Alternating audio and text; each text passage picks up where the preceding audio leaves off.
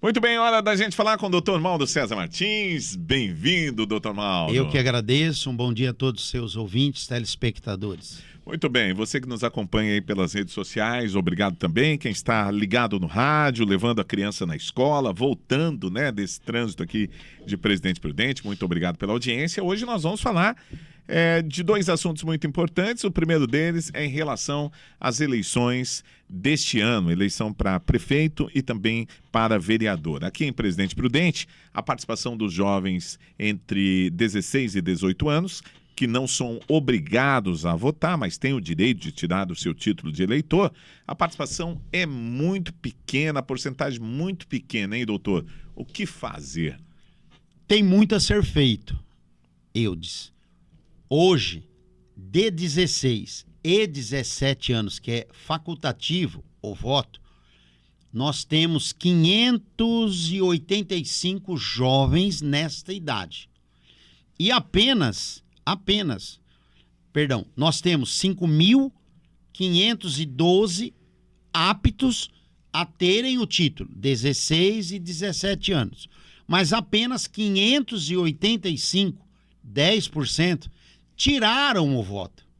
Então você tem 90% sem o título, podendo tê-lo. O que isso representa? A falta do exercício da cidadania para com o jovem. Essa falta de interesse para com o jovem, que o jovem tem com a política, o jovem é meio libertário também, mas é um desprezo, né, com a política.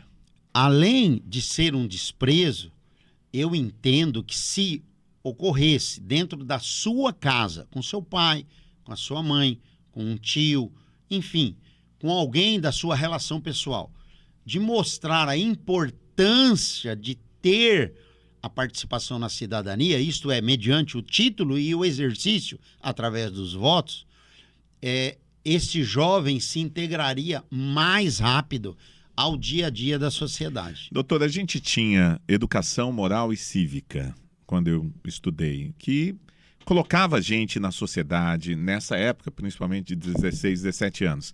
Talvez uma participação das escolas no incentivo e na demonstração da importância fosse algo diferenciado, né? Eu, inclusive, quando você me entregou o tema, eu diria que a responsabilidade, em primeiro lugar, é dos pais. Uhum. Segundo lugar, são dos professores. Diretores de escola, coordenadores de curso, de dar o exercício da cidadania. Em Presidente Prudente tem dois órgãos que tentam fazer isso, e eu parabenizo. Uma é a escola que a Câmara Municipal criou para a juventude.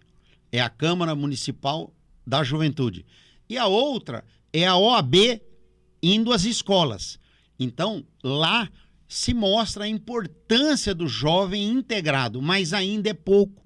Toda a sociedade deveria estar envolvida nisso. Repito, professores, pais, e nós temos o jovem que tem 16, 17, 18, 19 e 20 anos, por exemplo, que trabalham ou com menor aprendiz, 16, 17, ou registrado a partir de 18. Este jovem, na grande maioria, não tem título de eleitor.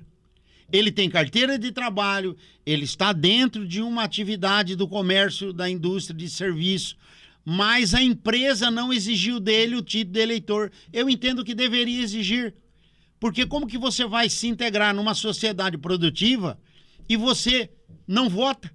Você não exerce o direito de cidadania?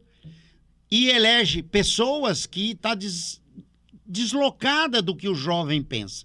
Então eu entendo que o jovem precisa ser ouvido, mas o jovem tem que dar sua contrapartida. E fica aqui até um apelo para os diretores de escola, para professores. É até o dia 8 de maio. Né? Vamos orientar o jovem a procurar justiça eleitoral. E agora eu faço uma pergunta. Eu vejo nos canais de televisão a justiça eleitoral indo nas escolas. Por que aqui em Prudente não vai nas escolas? Por que não pega as escolas de jovens de 16 e 17 anos e 2 dias por semana leva lá um computador, A escola ajuda, na hora do intervalo, todos os jovens tiram seu título. Então eu apelo também, e vou fazer isso por escrito, ao juiz eleitoral, que é uma pessoa excepcional, dedicada, que inclusive agora no mês de maio entrega o cargo para um outro juiz que vai ser o titular das eleições, mas ambos são pessoas dignas e honradas, e os servidores mais ainda da Justiça Eleitoral, para que a Justiça Eleitoral vá nas escolas antes do dia 8 de maio. Está muito próximo, mas dá para ir numas 3 escolas ainda. Muito bem, doutor Mauro, nós vamos trocar de assunto, vamos falar de um assunto que envolve o agronegócio, envolve pecuaristas da região, pessoas que têm terra. O MST andou invadindo aí várias propriedades agora recentemente, propriedades de pessoas produtivas, algumas delas, a grande maioria. E agora houve um pedido de votação de urgência de uma PL que pune invasores de terra. Como é que o senhor vê essa situação? Bom, eu vejo esta situação como uma reação a essas invasões. Hoje, no Parlamento Brasileiro, a bancada do agronegócio, ela é expressiva. A bancada evangélica é expressiva. E, além disso, tem a bancada do armamento. Então, esse pessoal, eles não podem nem ouvir falar em trabalhadores sem terra. Como ocorreram nessa semana, essas invasões, chamado de abril vermelho, que eles chamam, né? Alguns falam que é o carnaval dos invasores de terra. Houve essa reação. Mas, como eu já disse aqui no seu programa, no estado de São Paulo, tentaram invadir, mas já foram imediatamente retirados. Porque aqui não se tolera invasão de terra. Invade onde tem apoio. Invade onde tem apoio, que é principalmente lá naquela parte do norte e nordeste, que o pessoal até chama de Cuba do Sul, né? Porque é o comunismo instalado lá naqueles estados do norte e nordeste. E lá, sim, os governadores apoiam as invasões de terra. Porque tem todo um esquema já, né? De invadir fazendas de inimigos políticos ou que querem que o INCRA indenize. Enfim, é uma sujeira total em tudo que se diz respeito a essa questão de reforma agrária no Brasil. Bom, doutor, antes da gente entrar no ar aqui, nós estávamos conversando sobre o Bom Prato e o senhor foi lá fazer uma visita lá, né? Porque o senhor disse que a Câmara estava procurando aí melhorar a questão do trânsito e também um abrigo. O senhor foi lá conferir de perto? Sim, eu fui, porque depois, ouvindo o que eu falei, eu fui muito incisivo em dizer que era um pedido praticamente impossível. Por quê? Porque ele fica entre 2 prédios comerciais. Mas aquilo me ficou na cabeça, porque eu acho que é importante ter uma proteção contra a chuva. Importante. Principalmente chuva.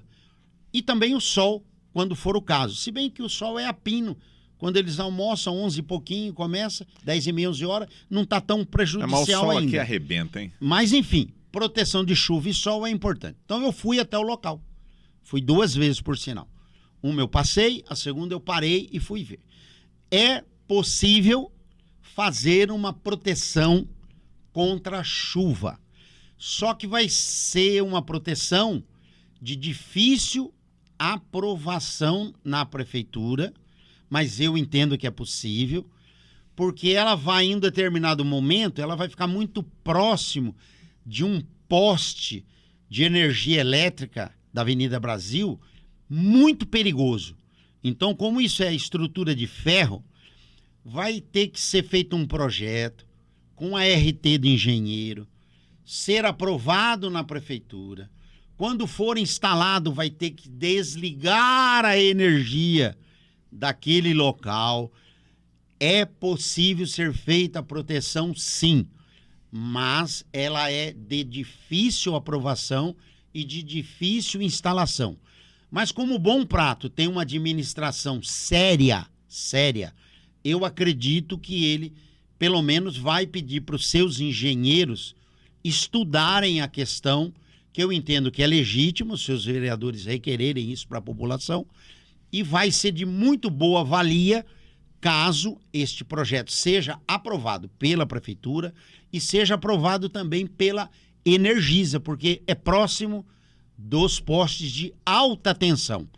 E isso é muito preocupante, porque nós já tivemos vários acidentes aqui em Prudente de operários que vão trabalhar próximo de rede de energia, aí vem um vento, ele encosta, vem a morte, ou enfim, trabalhar em área energizada é muito perigoso. Mas isso nós temos profissionais de engenharia que podem solucionar bem essa questão. Então é possível, quem sabe, instalar uma proteção para chuva e sol numa parte do prédio especificamente do Bom Prato, que já vai ajudar muito a população que lá fica aguardando para ser atendida.